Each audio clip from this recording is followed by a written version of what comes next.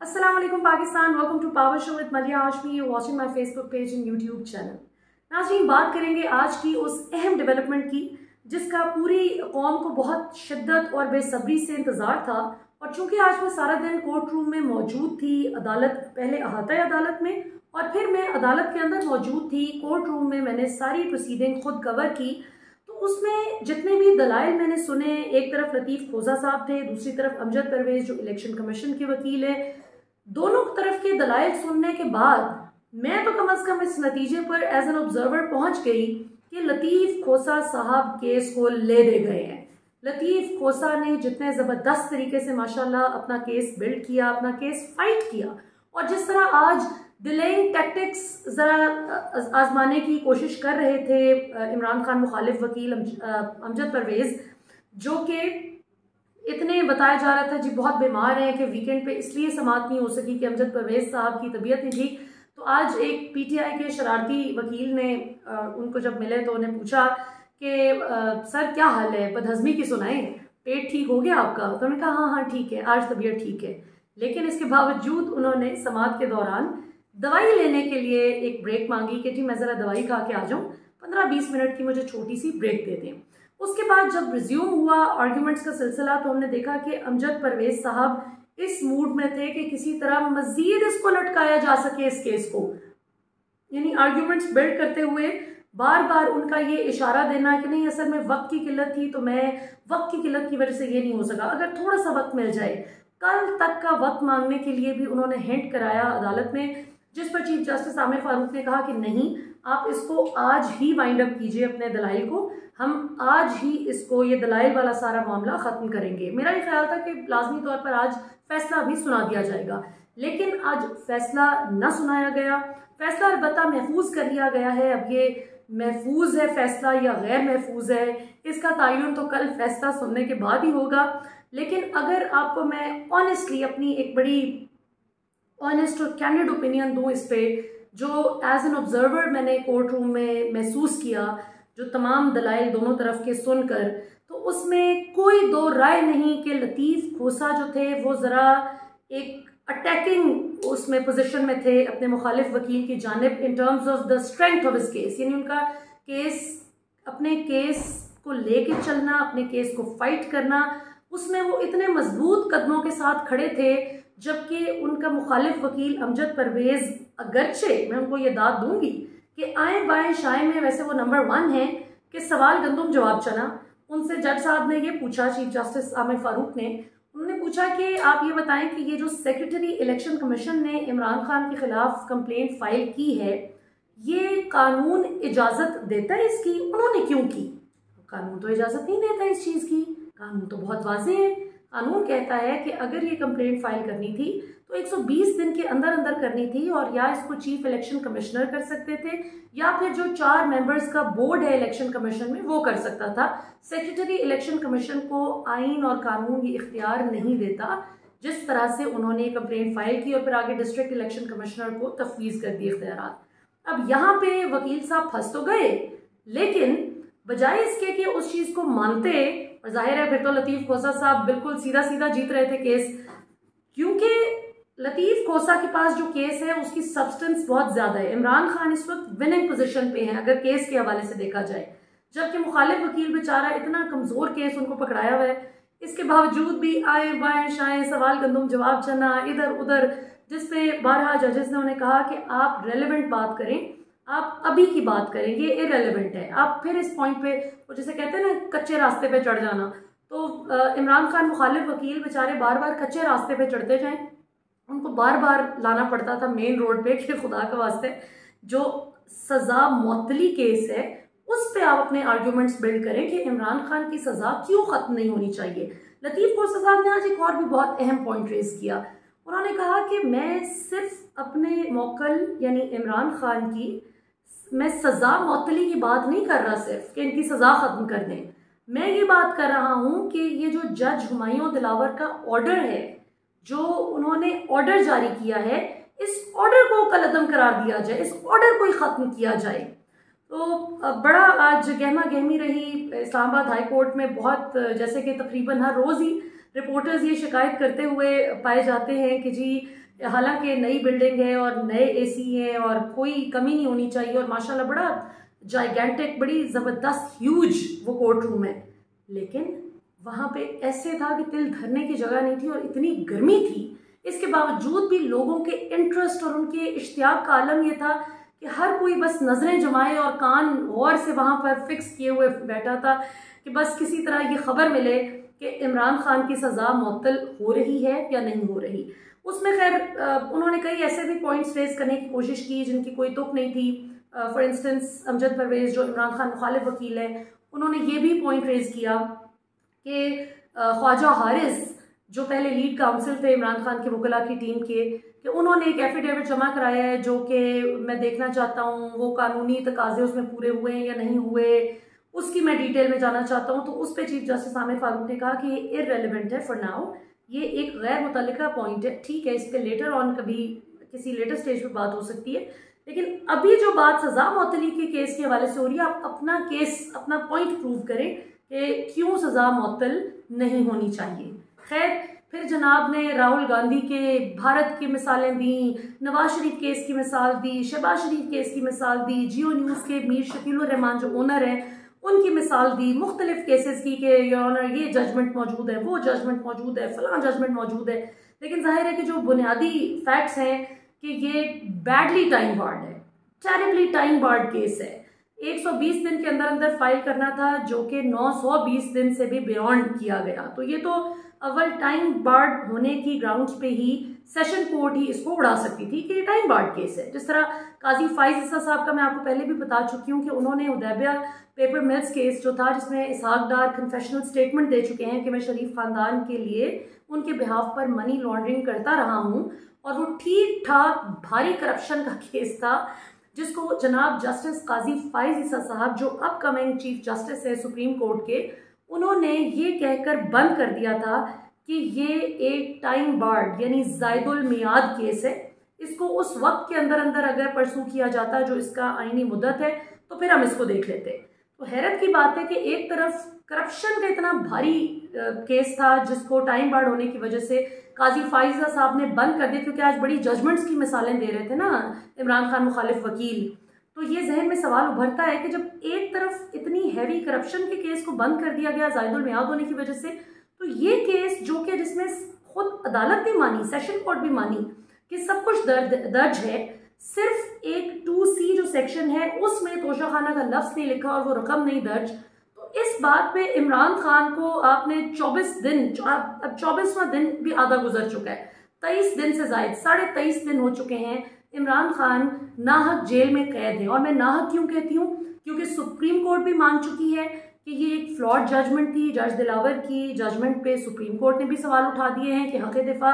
क्यों लिया गया, इमरान खान से क्यों छीना गया। और इसी तरह इस्लामाबाद हाई कोर्ट के चीफ जस्टिस आमिर फारूक, जिनसे अगरचे PTI को बहुत से एतराज़ात हैं, रिजर्वेशंस हैं, खान साहब को बड़ी रिजर्वेशंस थी, उन्होंने बाकायदा एक पिटिशन दर्ज कर रखी थी सुप्रीम कोर्ट में अदम इंसाफ और अदम क्या कहते हैं एतमाद के हवाले से कि मुझे ना इनसे इंसाफ की तवक्को है ना मैं इन पर एतमाद करता हूँ। इवन आमिर फारूक साहब ने भी पिछली समात में ये कैटेगोरिकली कहा था अमजद परवेज़ को जो इमरान खान मुखालिफ वकील है कि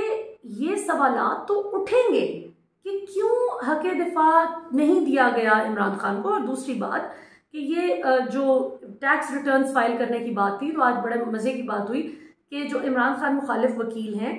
उन्होंने भी, जिस तरह सुप्रीम कोर्ट में भी मान गए थे ना कि हक दिफा नहीं दिया गया इमरान खान को, इसी तरह आज ये भी वो मान गए कि हाँ ठीक है मैं मानता हूँ कि टैक्स रिटर्न्स बंदा खुद नहीं फाइल कर सकता, ये किसी एक्सपर्ट की, आपको कोई टैक्स कंसल्टेंट की खिदमात की ज़रूरत पड़ती ही है, जो बात पिछली समात में chief justice Islamabad high court Aamir Farooq ने भी की थी। तो इस वक्त अगर आप केस को लीगल ग्राउंड्स पे देखें तो क्लियरली हैंड्स डाउन खोसा साहब ये केस तकरीबन जीत चुके हैं। लेकिन आगे अब आपको पता है कि जजमेंट जो है वो आज नहीं सुनाई गई, कल सुनाई जाएगी, क्या होगा, क्योंकि दूसरी तरफ आज बड़ी खबर ये गर्म थी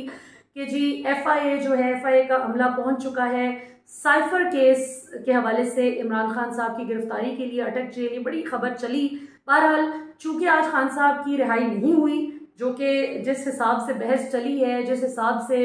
खोसा साहब ने अपने केस को ज़बरदस्त तरीके से फाइट किया है माशाल्लाह, तो इसमें और ऑब्वियसली इसमें खोसा साहब को भी क्रेडिट जाता है और इस बात को भी क्रेडिट जाता है कि इमरान खान के खिलाफ केस था ही बड़ा कमज़ोर। मतलब दूसरे वकील साहब को हम ये नहीं कहते कि वो नालायक है बेचारे, मतलब वो क्या करें, अब उनको केस ही इतना कमज़ोर दिया तो किस तरह से, क्या उसे कहते हैं कि कहाँ चिट्टा होए तो उन्होंने काला किस तरह आखिए थे, कालो होए तो चिट्टा किस तरह आखिए, कि अगर कौवा काला है तो उसको सफ़ेद कैसे कहें, सफ़ेद है तो काला कैसे कहें। तो यहाँ पे तो मामला ये कि काला कौवा है और उसको सफ़ेद साबित करने की कोशिश हो रही है, जो इमरान खान के ख़िलाफ़ जो केस जिस तरह से बनाया गया है। आज क्वेटा में भी एक केस था, अब्दुल रज़ाक शर साहब जो वकील साहब का कत्ल केस है वो नहीं, एक दूसरा केस था जिसमें इमरान खान साहब की खिलाफ जो FIR थी उसको खारिज कर दिया गया। ये बहुत इंपॉर्टेंट पॉइंट है इसलिए कि उसमें इमरान खान के नाकाबिले ज़मानत गिरफ्तारी के वारंट जारी हो चुके थे, तो वो FIR जब ख़त्म होगी तो वारंट्स भी ऑटोमेटिकली कैंसिल हो गए, ख़त्म हो गए। अदरवाइज़ अगर उसको परसू किया जाता तो फिर खुदा न खास्ता इमरान खान को क्वेटा आगे लेके जाया जाता, जो कि ऑब्वियसली अभी भी अटक में भी कौन सा कोई बहुत अच्छे हालात में है, लेकिन वो ज़्यादा परेशानी की बात होती तो उधर मच जेल है और जिस किस्म के अल्लाह माफ़ करे कि वहाँ पे तो बिल्कुल ही फिर यानी यहाँ से तो बहुत दूर हो जाते हैं और अल्लाह माफ़ करे फिर जाहिर है कि खदशात और ख़तरात बढ़ जाते हैं। आज इमरान खान की बहनें भी यही बात कर रही थी, वो कोर्ट रूम में मौजूद थी, उन्होंने कहा कि ये हमें अपने भाई का पता है, ये नहीं कि फैसिलिटीज़ मिले ना मिले, इन चीज़ों का नहीं है उसे,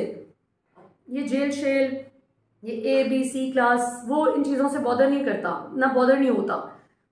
हमें सिर्फ इस बात का है कि वो उसको उसकी ज़िंदगी जो ख़तरे में है ना, जो उसको खाने पीने में खुदा न खास्ता गलत चीज़ ना मिक्स करके दे दी जाए, ये वाले हमें खदशात और ख़तरात हैं, जिसके लिए हम बारहा कहते रहे कि घर से खाना साफ़ सुथरा जाए ताकि हमें तसल्ली हो कि जो वो खा रहे हैं वो घर से एक मयारी खाना जा रहा है। तो अब देखना ये है कि साइफर वाला केस जिसमें FIA का जो अमला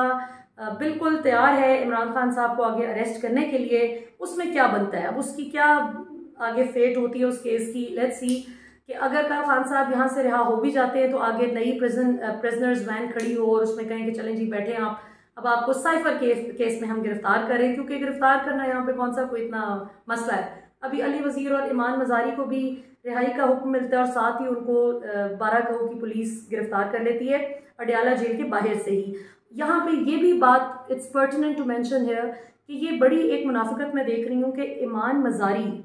जिन्होंने खैर नारे लगाए कि ये जो दहशतगर्दी है उसके पीछे वर्दी है और असल दहशतगर्द GHQ में बैठे हुए, मैं चाहे इमरान खान या किसी भी पॉलिटिशियन की फ़ौज से सुलह हो या नाराज़गी हो, मैं स्ट्रांगली इस तरह के नारों को डिस्करेज करती हूँ। क्यों? क्योंकि जब आप इस तरह के नारे लगाते हैं तो फिर आप अपने पूरे इदारे को डीमोरलाइज करते हैं। देखिए, अगर आपको 2, 3, 4 अफराद की डिसीजन मेकिंग पे एतराज़ है तो आप उन फैसलों पे ज़रूर एतराज़ कीजिए, इख्तलाफ कीजिए और तमीज़ से उनका इजहार कीजिए, लेकिन ये कोई बात नहीं कि आप पूरे इदारे को मिलाइन कर दें और आप कहें कि जी पूरी फौज जो है वो तो है ही दहशतगर्द। ये तरीका, ये मरियम नवाज की स्ट्रेटजी थी और मैं स्ट्रांगली इससे डिसएग्री करती हूँ। और इंटरेस्टिंगली इनफ इमरान खान, जिनको आजकल बड़ा गद्दार बना के पेश करते हैं उनके सियासी मुखालिफिन, इमरान खान खुद भी इस स्ट्रेटजी के सख्त मुखालिफ हैं और वो सख्ती से इस तरह के नारों को डिस्करेज करते हैं कि इससे सरहद पे खड़ा जो आपका नौजवान है वो डिस्करेज फील करता है। तो इन चीज़ों का हमें बहुत ध्यान रखना चाहिए।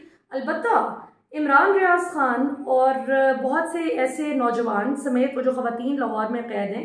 इन सब ने, इवन इमरान खान, इनमें से कभी किसी ने दहशतगर्दी और वर्दी को जोड़ के घटिया नारेबाजी नहीं की। कभी पाकिस्तान की फ़ौज को डीमोरलाइज करने के लिए इमरान खान ने या इमरान रियाज खान ने कभी कोई ऐसी बात नहीं की। डॉक्टर यास्मीन राशिद ने कभी आपने ऐसा नारा लगाते हुए उन्हें देखा है? लेकिन फिर भी ये सब जो हैं वो कैद हैं और बड़ी अफसोस की बात है। सो हमारे वो सहाफ़ी आसमा शराजी वगैरह और जितने भी एंटा इमरान खान सहाफ़ी हैं, उनको अगर ईमान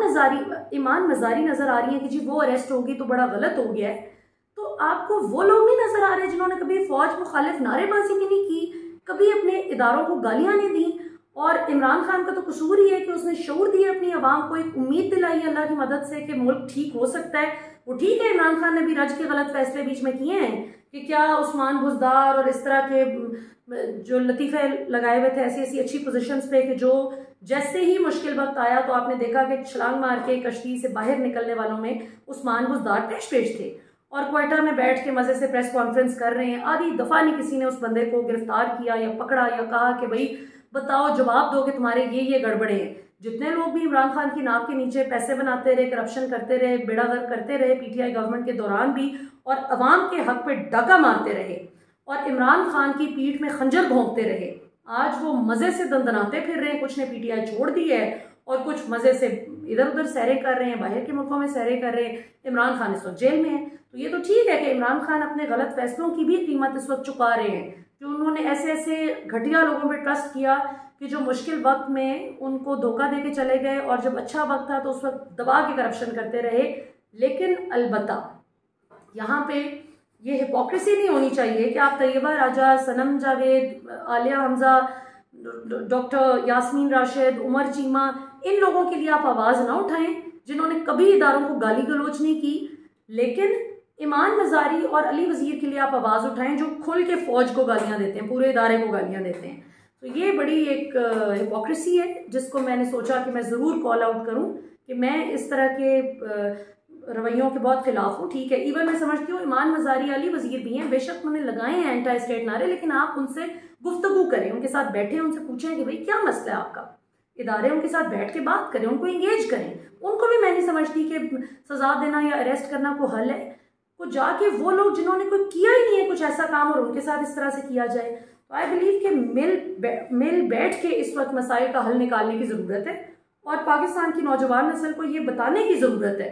कि आप किसी भी सियासी जमात को सपोर्ट करते हैं, अपने इदारों को आपने गालियाँ नहीं देनी, आपने अपने इदारों में जो गलतियाँ आपको नज़र आती हैं, जो बेहतरी की गुंजाइश है, आपने बड़ा रिस्पेक्टफुली आपने उस हवाले से अपनी सजेशंस देनी है। हमें हमारे लॉ एंड ऑर्डर मेंटेन करने वाले इदारे सरहदों पे जो खड़े हैं, ठीक है, बड़ा गुस्सा है कि जो कुछ हुआ, रेजीम चेंज इस तरह से हुई, वो हम सब पता है कि वो इस्टेब्लिशमेंट की हेल्प के बगैर, उनकी सपोर्ट के बगैर नहीं हो सकती थी। 16 महीने में पीडीएम जो कुछ करती रही, वो इस्टेब्लिशमेंट की मदद के बगैर नहीं कर सकते थे इतना कुछ। लेकिन फिर भी हमें उन लोगों के साथ ज्यादती नहीं करनी चाहिए जो बेचारा सरहद पे खड़ा हमारे लिए ड्यूटी दे रहा है। हमें उनके मोरल को कम नहीं होने देना चाहिए। बाकी ठीक है, जहाँ पे जो एतराज़ हो ज़रूर बताएं, हर इदारे को अपनी डोमेन में रह के काम करना चाहिए, डेमोक्रेसी पे डट के बात करें, लेकिन पूरे इदारे को जिस तरह ईमान मजारी ने गालियाँ दी, ये आई बिलीव कि हमारी नौजवान नस्ल को इस चीज़ को डिस्करेज करना चाहिए। और इसी तरह जो बिल्स आजकल बहुत ज़्यादा आ रहे हैं, मुझे बहुत खुशी है कि पाकिस्तानी अवाम ज़बरदस्त तरीके से